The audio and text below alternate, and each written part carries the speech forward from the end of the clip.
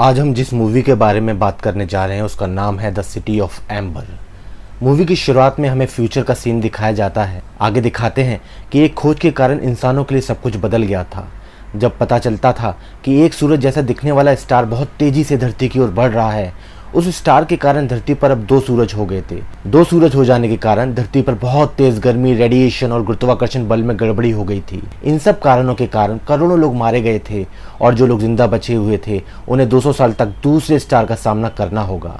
इस कंडीशन से बचने के लिए जो लोग जिंदा बचे हुए थे वो एक तरकीब लगाते हैं। वो लोग अपने आप को बचाने के लिए एक अंडरग्राउंड सिटी बनाते हैं जिसका नाम है एम्बर। एम्बर के अंदर इंसानों के लिए सारी ज़रूरी सुविधाएं मौजूद थीं, जो कि इंसानों के लिए 200 साल तक काफ़ी थीं। आगे दिखाते हैं कि 200 साल तक जब दूसरा स्टार धरती से दूर चला जाएगा उसके बाद इंसान वापस सतह पर आ सकेंगे। इसलिए इंसानों को वापस सतह तक पहुंचाने के लिए एक मैप बनाया गया था। उस मैप को सीक्रेट रखा गया था ताकि क्यूरियस लोग 200 साल होने से पहले ही सतह पर ना जा सकें।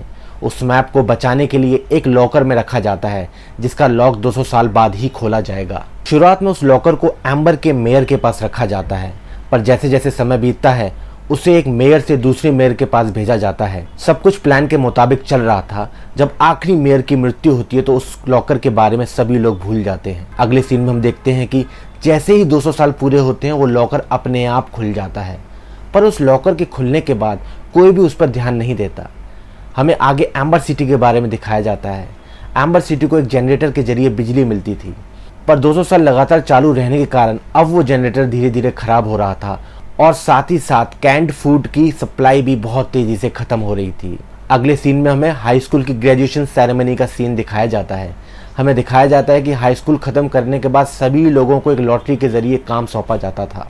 किसी को मिल्कमैन का जॉब दिया जाता था तो किसी को खाना बनाने का, और उनमें से सबसे लकी लोगों को जनरेटर का इंचार्ज बना दिया जाता था। आगे दिखाया जाता है कि डून नाम का लड़का ग्रेजुएट होकर अपने काम चुनने के लिए इंतजार कर रहा था। डून के फादर एक जाने माने मैकेनिक थे, इसलिए डून भी जनरेटर का इंचार्ज बनना चाहता था। पर जब डून काम चुनने के लिए एक पर्ची उठाता है तो वो देखता है कि उसे मिल्कमैन का काम मिला है। उस पर्चे को देखने के बाद वो बहुत दुखी हो जाता है क्योंकि उसका जनरेटर इंचार्ज बनने का सपना अब टूट गया था। डून की बेस्ट फ्रेंड लीना को सिटी पाइप हैंडल का काम दिया गया था। लीना बचपन से ही मेलमैन बनना चाहती थी, इसलिए वो दोनों चुपचाप अपनी पर्चियां बदल लेते हैं। रात के समय लीना घर जाकर अपने काम के बारे में अपनी दादी को बताती है। बातचीत करते समय लीना की दादी सीक्रेट मैप के बारे में बताती है, पर डेमेंशिया के कारण वो उस मैप के बारे में भूल जाती है। लीना को अपने फादर के वॉइस मेल के जरिए पता चला था कि उन्हें बाहर जाने के रास्ते के बारे में पता है। उस वॉइस मैसेज में उन्होंने बाहरी दुनिया के बारे में भी बताया था। उस पर वॉइस मैसेज को सुनने के बाद लीना को लगता है कि उनकी बातें झूठी हैं। उस वॉइस मैसेज में एक बोरो नाम के एक आदमी का भी जिक्र हुआ था, पर जब लीना ने उस आदमी के बारे में पता लगाने की कोशिश की तो उसे इस नाम का कोई भी आदमी एम्बर में नहीं मिला। अगले दिन लीना अपने काम पर जाकर सभी को लेटर बांटती है। इसी दौरान उसे एक बेघर आदमी की चीख सुनाई देती है। वो आदमी उन्हें बताता है कि उसने शहर के एक अंधेरे कोने में एक बड़ा सा कीड़ा देखा है। उस बेघर आदमी की बात सुनकर भी उस पर कोई विश्वास नहीं करता। वहां से जाते समय उस आदमी के हाथ से एक चीज गिर जाती है। जब लीना उस चीज को उठाकर देखती है तो उसे पता चलता है कि वो एक बड़े से बैटल का सींग है। अगले सीन में हम देखते हैं कि डून भी अपने काम पर जाता है। अपने काम पर जाकर उसे सारे जंग लगे हुए और टूटे पाइप्स दिखते हैं। डून का बॉस एक बुढ़ा आदमी था जिसका नाम था सन। सन के बारे में बताया जाता है कि उसने अपनी पूरी जिंदगी एम्बर के पाइप्स ठीक करने में बिताई है और उसे शहर के एक एक पाइप के बारे में पता था। हमें आगे दिखाया जाता है कि सन जानता था कि एम्बर शहर कुछ ही दिनों में डूबने वाला था। सन डून को बताता है कि उन्होंने पाइपलाइन को ठीक करने के सारे तरीके आजमा कर देखे, पर इसका कोई भी फायदा नहीं हुआ। डून को काम करते समय एक मरे हुए वर्कर का हेलमेट दिया गया था। सन की बातें सुनकर डून समझ गया था कि पाइपलाइन को ठीक नहीं किया जा सकता है, पर फिर भी शहर को डूबने से बचाने के लिए पाइपलाइन को ठीक करने के तरीके वो ढूंढता है। अगले सीन में हम देखते हैं कि थोड़ी देर काम करने के बाद डून सन से पाइपलाइन का मैप चुराकर एक सुरंग में घुस जाता है। डून सुरंग के जरिए रूम 351 तक पहुंच जाता है। डून उस रूम को देखकर बहुत सरप्राइज हो गया था क्योंकि मैप पर उस रूम का कोई जिक्र नहीं था। उस रूम को देखने के बाद डून आगे चला जाता है। थोड़ी दूर जाकर वो वापस एक अंधेरी टनल में पहुंचता है। उस टनल के जरिए डून शहर के फूड स्टोरेज यूनिट तक पहुंच जाता है, जहां पर वो देखता है कि फूड स्टोरेज ऑलमोस्ट खाली हो चुका है। जब डून उस स्टोरेज यूनिट में इधर उधर घूम रहा होता है तभी एक लूपर नाम का गार्ड उसे पकड़ लेता है। लूपर के बारे में बताया जाता है कि शहर का कोई भी आदमी उसे पसंद नहीं करता क्योंकि उसने शहर का खाना चुराया था।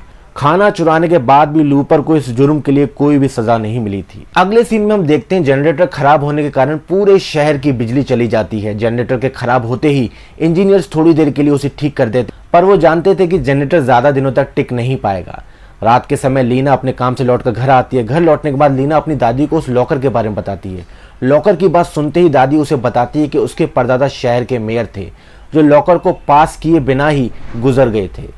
अपनी दादी की बात सुनने के बाद लीना उस लॉकर को खोल कर देखती है, पर वो नहीं जानती थी कि उस लॉकर का करना क्या है।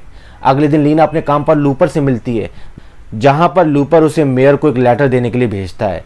मेयर मैंशन में मेयर को लेटर देते समय लीना उसके ड्रॉअर में कुछ कैंस देखती है। उन कैंस को देखने के बाद लीना समझ जाती है कि मेयर कुछ छुपा रहे हैं। इसके बाद लीना को दीवार पर उसके परदादा की फोटो दिखाई देती। लीना उस फोटो में देखती है कि उसके परदादा के हाथ में वही लॉकर है जो अपने घर पर उसे मिला था। उसी समय हम देखते हैं कि शहर के लोग दवाई और खाने की कमी के कारण परेशान हो गए हैं।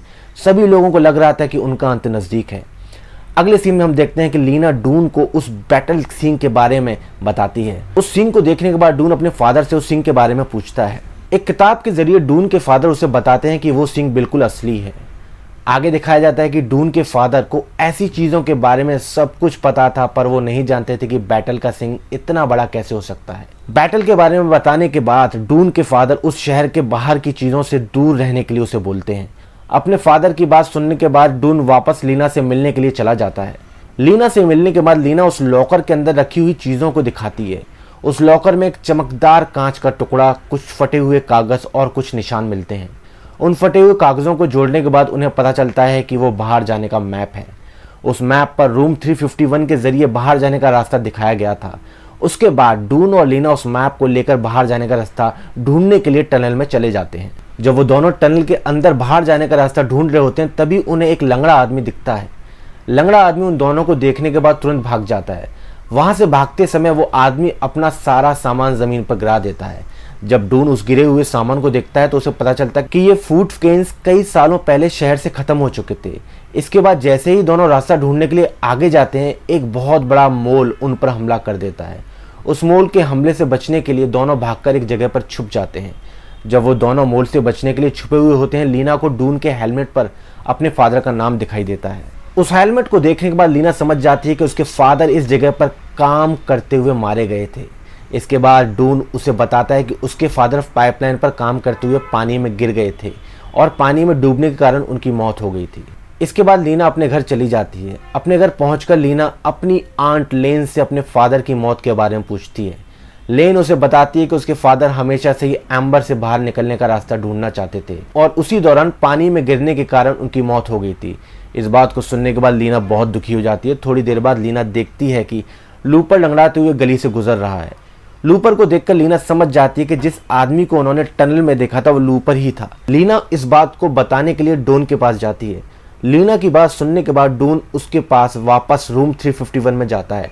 जब वो दोनों रूम का दरवाजा खोलकर देखते हैं तो उन्हें पता चलता है कि मेयर ने अपने लिए बहुत सारा खाना छुपा कर रखा था, जबकि बाकी लोग खाने की कमी के कारण मर रहे थे। रूम के अंदर वो दोनों देखते हैं कि मेयर वहीं पर सो रहे हैं। इसके बाद वो दोनों चुपचाप वहां से निकलकर लीना के घर वापस आ जाते हैं। अपने घर जाकर लीना अपने फादर की रिकॉर्डिंग सुनती है। उस रिकॉर्डिंग में डून बोरो का नाम सुनता है।